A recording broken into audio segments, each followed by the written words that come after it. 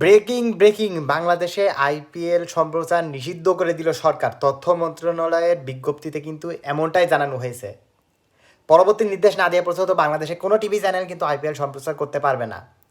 এইদিকে ভারতের দাতাবাবুরা ভাবছিল আমরা যা ইচ্ছা করবো, মুস্তাফিজকে বাদ দেবো, বাংলাদেশে আধিপত্য করব, আমাদের কথাই তারা চলবে। এমনটা কিন্তু ভাই আর চলবে না, বা সেই দিন নাই। আপনাদের যে মাম্মি শেখ হাসিনা ছিল, নরেন্দ্র মোদীর বউ, তিনি কিন্তু বাংলাদেশ থেকে চলে গিয়েছেন, আপনারা মনে হয় ভুলেই গিয়েছিলেন। যাই হোক, তো এতটুকুই বলতে চাই যে ইট মারলে কিন্তু পাটকেল খাইতেই হয়। আপনারা ইট মেরেছেন, এখন পাটকেল খাবেন।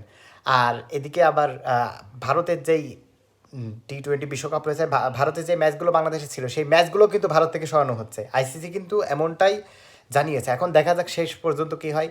ভারতের তো সব দিক থেকে ক্ষতি হচ্ছেই। এই যে আইপিএল বাংলাদেশে যে প্রচার হবে না, এখান থেকে ভারতের ক্ষতি হবে না? যে ব্রডকাস্ট থেকে যেই টাকা পয়সা পায়, তো এইগুলো ক্ষতি হবে না? অবশ্যই হবে।